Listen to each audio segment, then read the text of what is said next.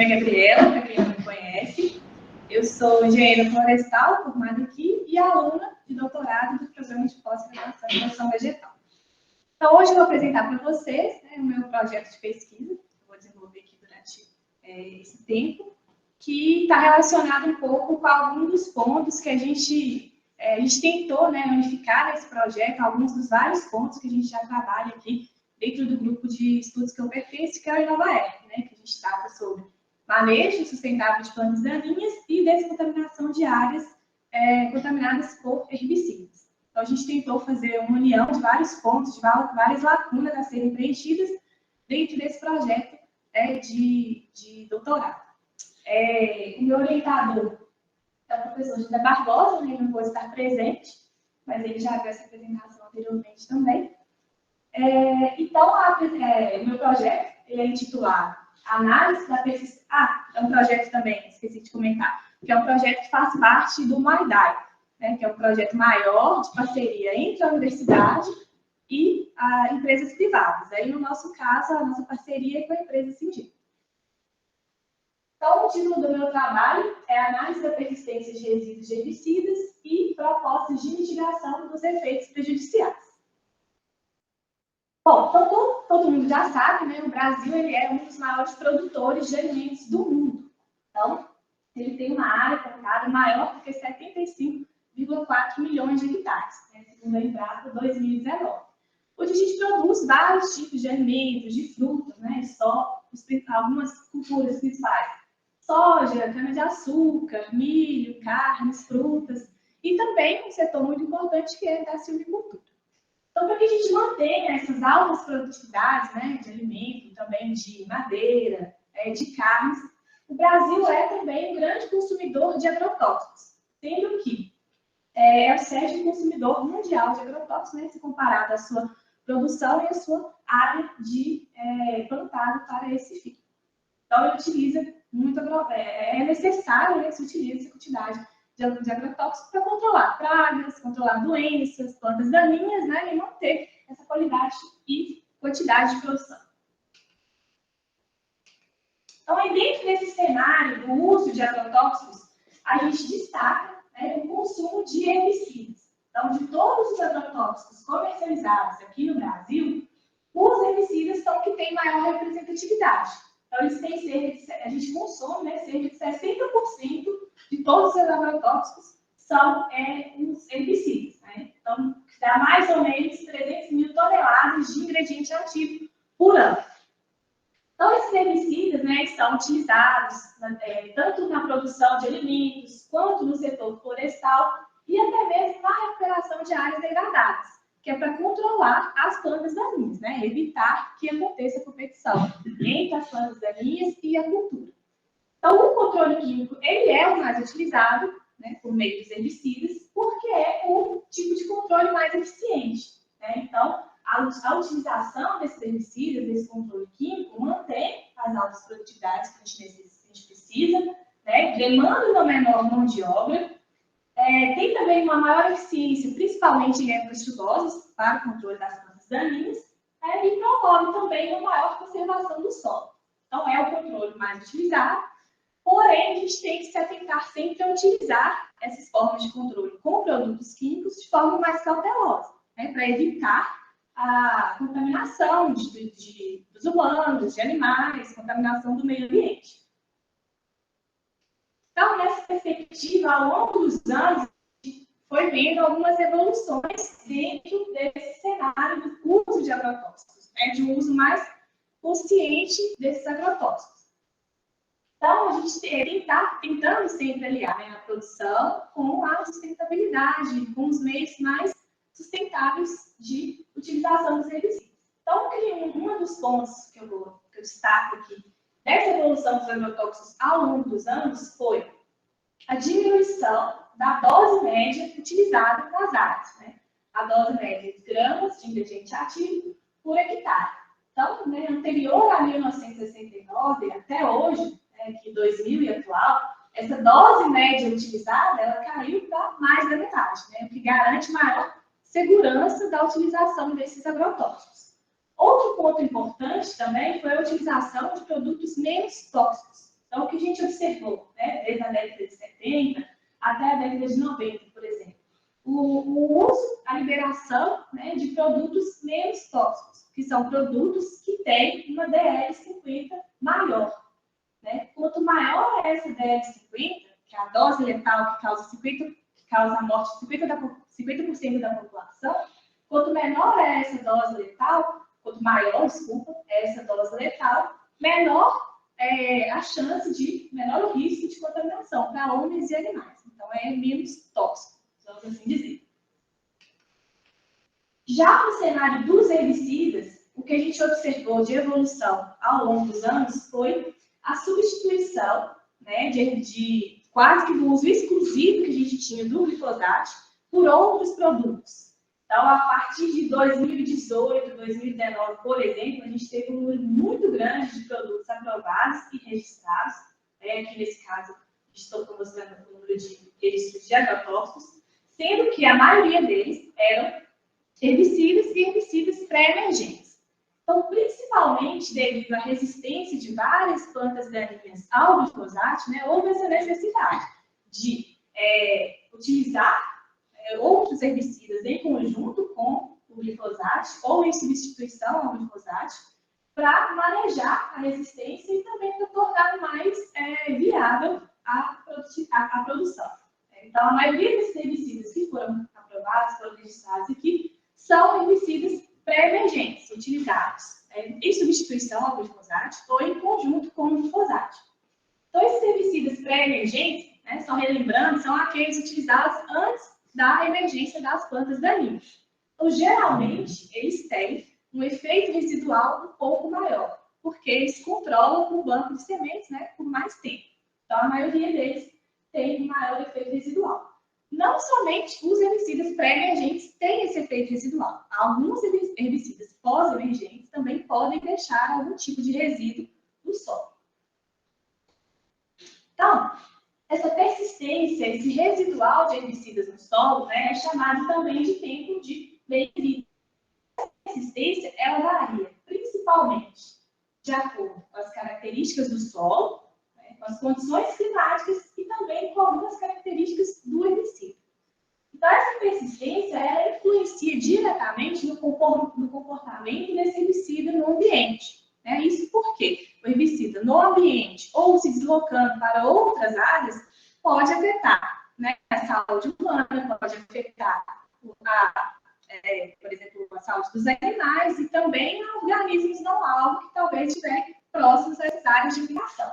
Então, a persistência do produto, é o tempo que ele fica na área onde ele foi aplicado, né, é uma característica muito importante quando a gente tem, a gente preza, né, por trabalhar a produtividade justamente com a sustentabilidade. Então, a gente tem que conhecer muito bem essas persistências dos herbicidas, principalmente no solo. Então, a persistência de um herbicida ela é dividida, né, entre curta, média e longa. Então, uma persistência que vai até 90 dias no solo é considerada curta. Se ela vai de 91 a 180 dias no solo, ela é considerada uma persistência média. E persistências acima de 180 dias no solo é considerada uma persistência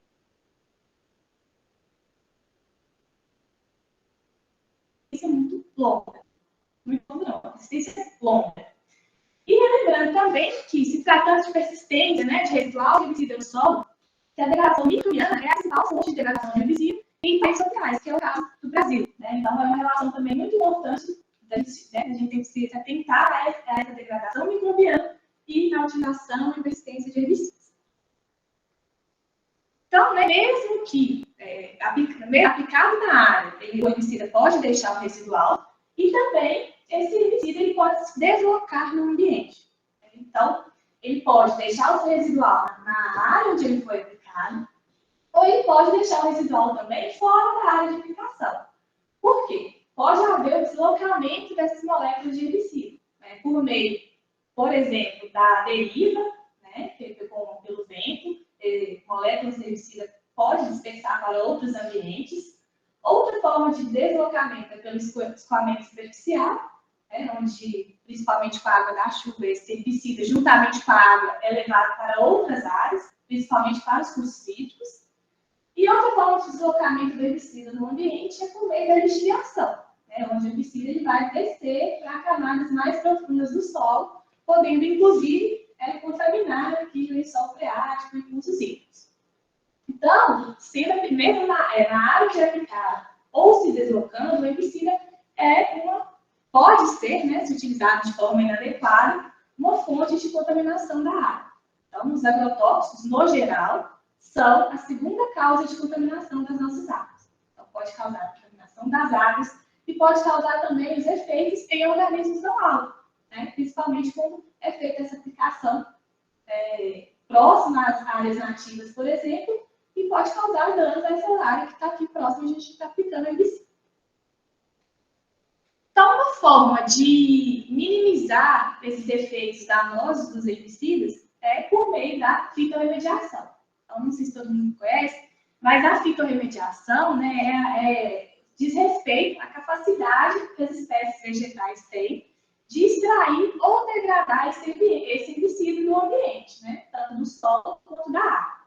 Então, a espécie vegetal, juntamente com o microbioma aqui associado, ela é capaz de extrair esse herbicida, a espécie vegetal, né, ela é capaz de extrair o herbicida aqui do ambiente e ou degradá-lo. Né? Então, as principais formas de fitorremediação, os principais processos, né, que tornam possível essa fitorremediação são por meio da fitovolatilização do herbicida, a fitoacumulação, que é algum tecido da planta, a fitotransformação e uma das principais é a rizodegradação, que volta àquele princípio que eu falei de que a degradação microbiana é a principal forma de degradação do herbicida. Então, na rizodegradação, os micro-organismos, né, principalmente algumas bactérias, que estão associadas aqui às raízes das plantas, elas são capazes de degradar o herbicida que tiver aqui no solo, principalmente. Então, vou mostrar aqui para vocês agora alguns dos trabalhos que a gente, algumas temáticas dentro dessa fitorremediação, alguns trabalhos que a gente já desenvolveu, principalmente aqui no nosso grupo do InovaErb, que trata dessa fitorremediação. Isso para vocês entenderem um pouco as lacunas que eu pretendo preencher com esse projeto. Então, a gente trabalha com vários componentes vegetais para fazer essa fitorremediação, também alguns micro-organismos que vão atuar na fitorremediação. Então, um dos primeiros testes que a gente fez foi avaliando o efeito de herbicidas sobre germinação e emergência de algumas espécies arbóreas nativas. Isso por quê? A principal característica de uma espécie vegetal para que ela seja fitorremediadora é que ela seja tolerante ao herbicida. Né? Então, a principal característica é essa. Então, os principais trabalhos que a gente desenvolveu foi principalmente avaliando a tolerância dessas espécies e, nesse caso aqui, a tolerância desde a sua germinação. Então, desde semente até a emergência das plantas. Então, a gente avaliou 8 espécies arbóreas com herbicida picloram e 2,4-D, sendo que o picloram foi uma mistura comercial, sendo que o picloram, que é um herbicida de longo efeito residual do solo. Então, a partir desse trabalho, a gente avaliou a emergência, né, que não foi afetada, a gente classificou algumas espécies que tiveram uma maior mortalidade na presença desse herbicida, e algumas que foram tolerantes à presença dos herbicidas, e que as tornam, dessa forma, né, potenciais de serem fitorremediadoras de solos contaminados com esse herbicida. Outro trabalho foi realizado para a simulação da chegada de herbicidas via lençol freático. Então, a gente utilizou espécies arbóreas, eremantos plantanoides e gás freático. Por que a gente fez essa simulação? Justamente por aqueles herbicidas que têm a capacidade de lixiviar, de contaminar o lençol freático. Então, pode ser que a contaminação não esteja na superfície, mas esteja na água, no lençol freático. Então, essas espécies poderiam absorver o herbicida juntamente com a água e fazer a fitorremediação. Então, a gente viu que elas foram tolerantes à atrazina e clonazona, que foram os herbicidas estudados, e também que elas foram fitorremediadoras. Elas conseguiram extrair grande quantidade desses herbicidas do solo. Outro trabalho também com espécies arbóreas, né, foi com o calófilo brasiliense, o eremantos plantanoides, o Menaerum varil, em gás friata, e Protoforum hipertrophica. Então, todas as espécies elas foram tolerantes à ametrina. Algumas foram sensíveis ao hexazinone, né? Então, a gente estudou a hexazinone e a ametrina.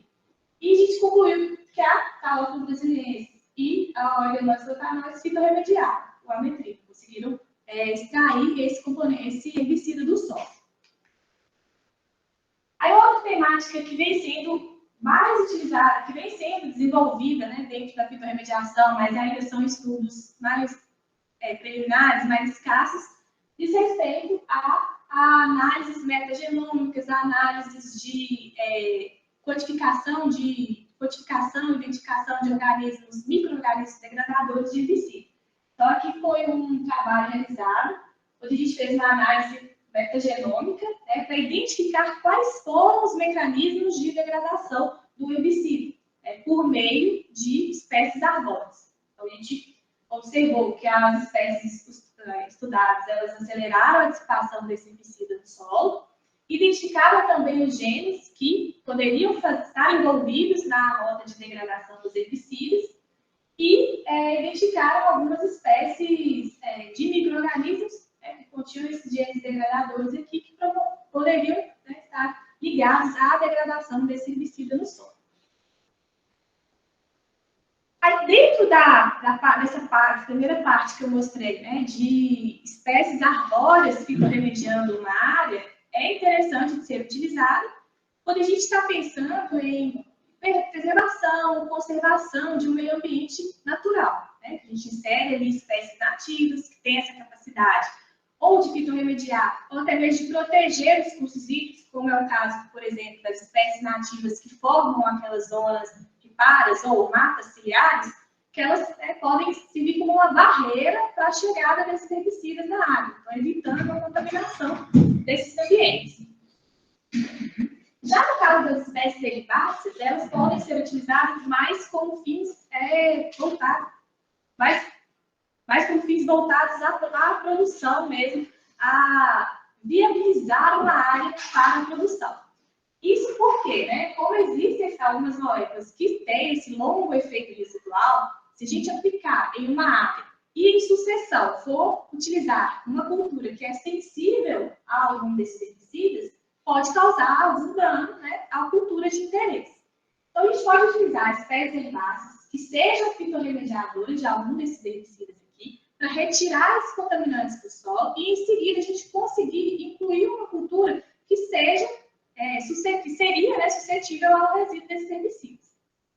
Então, essa aqui é a espécie herbácea, por terem também um período muito mais curto, né, de rotação, de cultivo, elas são viáveis para serem utilizadas desta forma, ao contrário das espécies arbóreas. Então, aqui alguns dos trabalhos que já foram, alguns resultados, né, que a gente já tem dentro das espécies herbáceas e dos herbicidas, das moléculas que eles fitorremediam, que elas fitorremediam.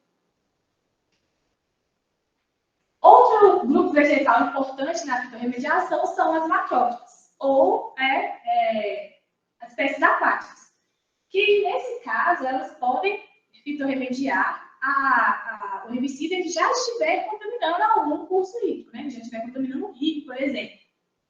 Porque, no caso dessas espécies arbóreas, das espécies herbáceas, a gente está tratando de fitorremediação do solo, né? Mas pode ser que a gente precise fitorremediar, precisa retirar uma certa quantidade de herbicida da água. Então, a gente pode utilizar essas espécies aquáticas que têm essa capacidade de extrair o herbicida da água. Então, aqui foi um trabalho feito com a Piscis stratiioides e com a Escherichia cassis, onde as duas conseguiram reduzir entre 90% a 99% de resíduos de clomazone na água. Né? E sendo que uma delas não acumulou em seus tecidos vegetais. Então, ela conseguiu, né, de alguma forma, degradar o herbicida sem acumulá-lo em seus tecidos vegetais. E, por último, outro ponto importante dentro da fitorremediação é a utilização de micro-organismos para degradar esse herbicida. Né? Então, aqui foi um estudo que a gente fez aqui com uma bactéria, o Pragirizol, que nesse caso a gente utilizou uma estirpe aqui que ela foi isolada de uma espécie florestal nativa, a Abraúna, não sei se vocês conhecem, E a gente avaliou a sensibilidade dessa bactéria aos herbicidas e também a capacidade delas degradarem os herbicidas. Então, por meio dos experimentos, a gente identificou que ela conseguia utilizar os herbicidas ou como fonte de carbono ou como fonte de nitrogênio para crescer. O que concluímos, então, que ela poderia estar utilizando ali os subprodutos da degradação para o seu crescimento. Então, é uma importante área de estudo, porém, é uma área ainda que tem poucos trabalhos, poucos resultados de micro-organismos específicos que degradam herbicidas específicos.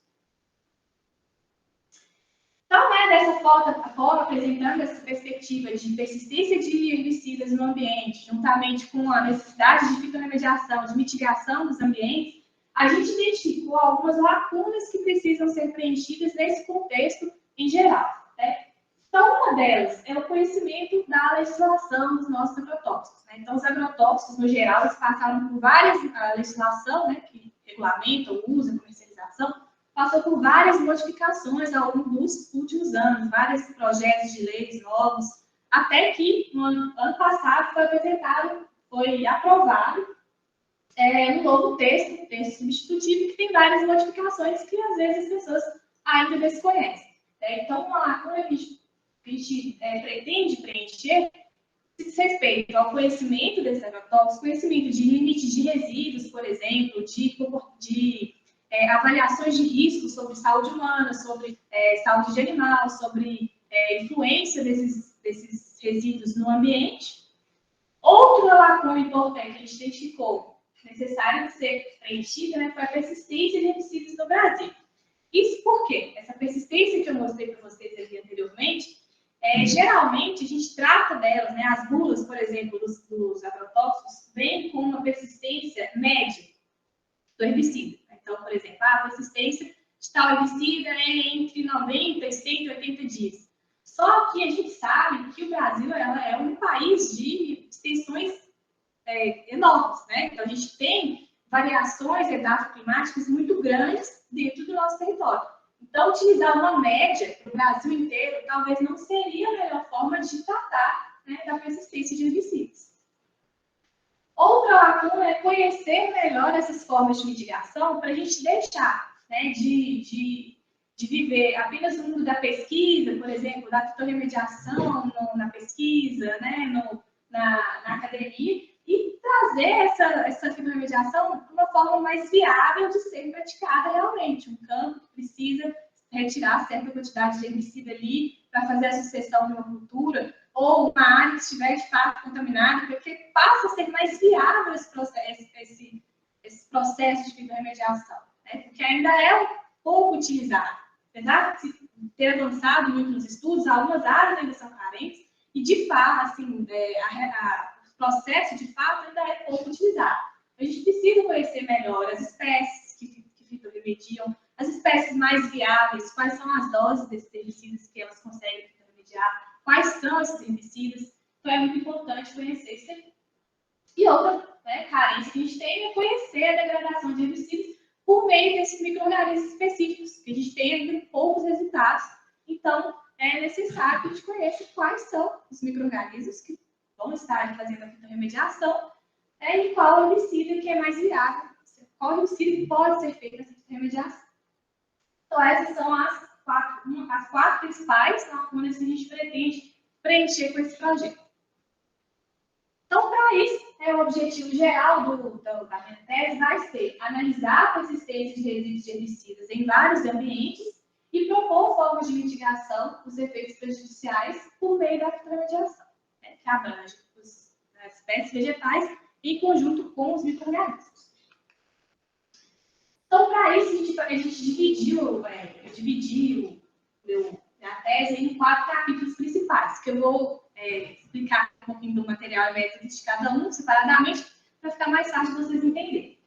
Então, o capítulo 1 vai tratar da primeira lacuna, a legislação de agrotóxicos no Brasil, histórico, recentes mudanças e impactos na sociedade. Capítulo 2 vai ser sobre a análise da persistência de resíduos de herbicidas em diferentes condições edafoclimáticas. O 3 vai ser um capítulo sobre fitorremediação, uma tecnologia verde para diminuir os impactos negativos do uso de herbicidas. E o capítulo 4 vai ser o capítulo sobre degradação de herbicidas por bactérias fixadoras de nitrogênio. Bom, então para o capítulo 1. Capítulo 1, a gente vai fazer uma revisão da legislação brasileira sobre os agrotóxicos, né? Voltados principalmente nesses 3 pilares aqui, que são o produtivo, né? Onde o mapa faz a regulamentação, o Ministério da Agricultura, Pecuária e Abastecimento, o ambiental, que é regulamentado pelo Ministério do Meio Ambiente, por meio do IBAMA, e o pilar da saúde, que é regulamentado pelo Ministério da Saúde, por meio da Anvisa, né? Então, a partir dessa busca de dados, do histórico dessas legislações, das mudanças, a gente vai apresentar as principais mudanças ao longo do tempo, né, que diz respeito principalmente a essa parte que a gente pretende dar aqui dos agrotóxicos e também dos herbicidas, os impactos na sociedade, né, que vão desde impactos ao homem, aos animais e ao meio ambiente, os principais produtos registrados também ao longo do tempo, né, principalmente a partir de 2018 e 2019, a gente viu, né, um grande número de produtos liberados. A gente vai identificar esses produtos, identificar quais deles são herbicidas, por exemplo, os efeitos residuais, e identificar as normas que regem os resíduos de agrotóxico também. Bom, já no capítulo 2, a gente vai tratar da análise da persistência do resíduo desses herbicidas em diferentes condições edafoclimáticas. Então, em parceria com outras universidades, a gente escolheu aqui 4 locais, né, com condições edafoclimáticas bem distintas, que vão ser Diamantino, né, aqui no campus, em Mossoró, lá no Rio Grande do Norte, em Erechim, no Rio Grande do Sul, e em Rio Verde, Goiás. A gente vai utilizar essas 4 áreas aqui para fazer esse experimento da análise de persistência dos herbicidas no solo. Então, esse experimento ele vai ser conduzido em condições de campo, né, em um delineamento de blocos ao acaso, por 4 repetições, a gente vai utilizar parcelas de 4 por 2 metros. Então, a gente vai utilizar esses 10, serão 10 herbicidas, que tem entre médio e longo efeito residual, né, e vamos fazer também uma análise de solo prévia para posteriormente fazer alguma correlação com a persistência dos herbicidas, que eu vou mostrar daqui a pouco. Então, a gente vai fazer as avaliações das análises do solo, né, do solo onde vai ser aplicado os herbicidas, onde vão ser aplicados os herbicidas. Então, a gente vai fazer uma amostra desses solos, que será mensalmente, né, por volta de até 6 meses, uma profundidade de 0 a 20 centímetros. Então, essa coleta de solo aqui, ela vai servir para a gente fazer o bioensaio. O bioensaio é uma resposta biológica, né, a determinadas características que a gente quer avaliar. Por exemplo, vai ser essa resposta biológica aqui de espécies que são sensíveis aos herbicidas, e a gente vai avaliar, por exemplo, a altura, massa seca, intoxicação e mortalidade dessas bioindicadoras que são sensíveis aos resíduos de herbicidas. E a partir de fazer também curvas de dose e resposta para estimar, né? Não para saber exatamente qual será o resíduo, mas a gente vai fazer estimativas dos resíduos que tem aqui para avaliar esse efeito residual, esse tempo de meia-vida dos herbicidas nessas diferentes condições edafoclimáticas. Então, para isso, a gente utiliza as curvas de dose e resposta. O que são essas curvas de dose e resposta? A gente seleciona, né, a gente divide a dose comercial de cada herbicida em doses fracionadas, né, fracionadas e conhecidas. E faz um bioensaio com um substrato inerte. O que a gente utiliza, geralmente, é a areia lavada. Por quê? Esse substrato inerte ele não vai sofrer nenhuma alteração química, física nem biológica. Então, dessa forma, não vai ter interação do herbicida com, por exemplo, clorose do solo, matéria orgânica, fração de argila. Então, por meio dessa curva de dose e resposta, a gente consegue ter uma resposta biológica, por exemplo, altura, massa seca e intoxicação das bioindicadoras, sem alteração, sem interação com as frações do solo. Então, a gente sabe quanto de herbicida que está realmente disponível ali na solução do solo. E a gente traz essas estimativas para os nossos resultados aqui do solo propriamente dito coletado, né? Então, por exemplo, uma altura que a gente avaliar na curva de dose e resposta for uma altura semelhante ao que a gente está avaliando aqui, a gente tem essa estimativa de quanto de residual que tem aqui no solo. Além disso, nós vamos fazer também uma análise de correlação. Eu trouxe essa tabela aqui como ilustrativa, que foi um trabalho que a gente já desenvolveu, de uma análise de correlação entre os atributos do solo, né? Por exemplo, pH, matéria orgânica, CTC, com os valores de resíduos identificados no solo, né? Para identificar quais poderiam ser os atributos que mais estão relacionados com essa persistência do herbicida no solo. Além disso, a gente vai fazer também o monitoramento dessas condições climáticas nesses locais onde a gente vai desenvolver o experimento, né? E uma análise de agrupamento que a gente está pensando qual vai ser a melhor para, como a gente vai trabalhar com várias variáveis, né, analisadas, identificar quais aquelas que poderiam ter maior peso nesses resultados de resíduo de herbicida no solo. Bom, sobre o capítulo 3. O capítulo 3 vai ser uma revisão sobre a fitorremediação como estratégia de descontaminação de ambientes por resíduos de herbicida. Então, a gente vai utilizar principalmente o Web of Science, que dentro dele tem todas as outras bases de dados, e o Google Acadêmico, para a gente fazer um levantamento e uma sistematização desses resultados, né? Saber exatamente quais são os componentes mais utilizados na fitorremediação, quais são os herbicidas que eles fitorremediam de fato, que são mais viáveis de serem utilizados, os produtos também que são mais problemáticos, que têm mais estudos sobre a fitorremediação, e as novas tecnologias utilizadas, e por isso também a gente já poder utilizar esses resultados como uma forma mais estratégica e de uma forma mais viável de se utilizar a fitorremediação. E o capítulo 4, por último, vai ser um capítulo sobre a degradação de herbicidas por uma bactéria fixadora de nitrogênio. Então, a gente vai utilizar os mesmos 10 produtos avaliados lá na persistência de resíduos de herbicida. Esse capítulo aqui, né, esse experimento, vai ser realizado aqui no laboratório de fitopatologia. E com 8 infecções, indique delineamento inteiramente casualizado. E dessa vez a espécie utilizada vai ser o Braslisol SP, no estímulo comercial, que é a BR-029, que já é o estímulo utilizado em inoculantes da soja. Então, por que a gente optou por essa espécie, que é uma espécie fixadora de nitrogênio? Justamente por causa disso, né? Porque se ela for capaz de degradar o herbicida, a gente vai ter duas importantes características em uma bactéria. Uma característica de degradadora de herbicidas e uma característica de fixadora de nitrogênio, que auxilia tanto na cultura quanto em espécies nativas no seu crescimento. Então, para isso, a gente vai fazer a análise de crescimento bacteriano ao longo do tempo. Então, a bactéria que a gente recebeu da Universidade Federal de Lavras, a gente isolou essa bactéria, multiplicou a RMA com meio YMA, que é um meio de cultura que tem todos os nutrientes necessários para o crescimento da bactéria, multiplicou em meio líquido, e após isso a gente fez a análise do crescimento dessa bactéria por meio da absorbância que a gente leu no espectro fotônico.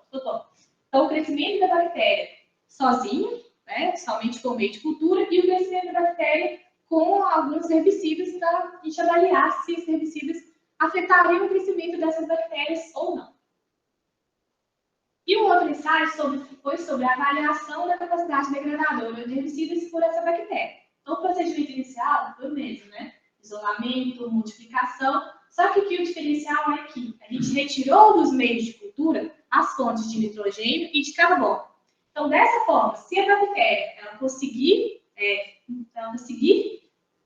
manter o seu crescimento, ou até um crescimento maior, sem essas fontes de carbono e nitrogênio em meios que contêm os herbicidas, então a gente pode concluir que ela está conseguindo degradar aqueles herbicidas e utilizar o carbono e o nitrogênio para o seu crescimento. O que caracteriza a degradação daquele herbicida ali no meio.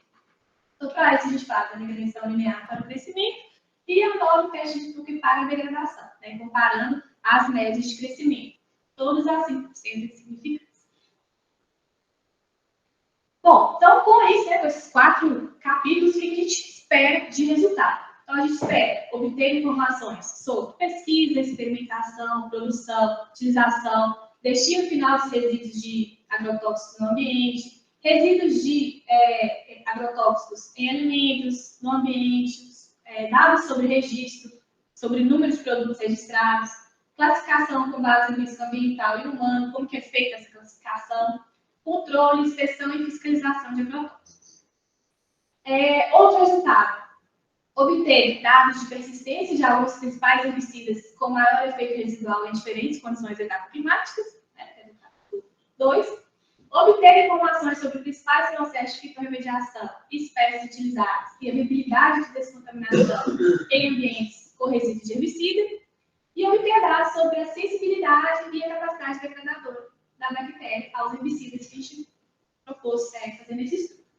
E por último, que a gente ainda está pensando se vai ser um resultado geral da tese, como forma de considerações finais ou algo do tipo, ou se vai ser um novo capítulo, a gente pretende formular uma proposta de gestão do resíduo desses herbicidas com base nesses resultados de persistência, em diferentes condições climáticas, com base na fitorremediação desses herbicidas e na degradação desses herbicidas que têm maior efeito residual. Então, aqui está o cronograma. Então, nesse cronograma, algumas coisas a gente já está bem mais adiantado. Assim. Então, o capítulo, por exemplo, de legislação, a gente já está pronto, passando pelas últimas correções para a gente já traduzir, publicar. O capítulo de fitorremediação também já está pronto. A gente já está fazendo as últimas correções, já vamos traduzir e submeter. A revista a gente não escolheu ainda. O estágio de degradação por bactérias também já está pronto. A gente está na fase agora de confecção de gráficos, análise estatística. E aí está faltando o último experimento, que está no cronograma aqui para a gente montar agora no início de 2023, que é o experimento dessa persistência dos herbicidas em diferentes condições de climáticas. Que a gente vai fazer em parceria com as outras universidades e montar um experimento aqui também em Diamantina. Então, foram algumas referências que eu utilizei. E eu quero agradecer a todos pela presença e agradecer principalmente à professora Ivari, que ela veio representar o professor Barbosa que não pôde estar presente. Então, muito obrigada a todos. Qualquer dúvida, à disposição.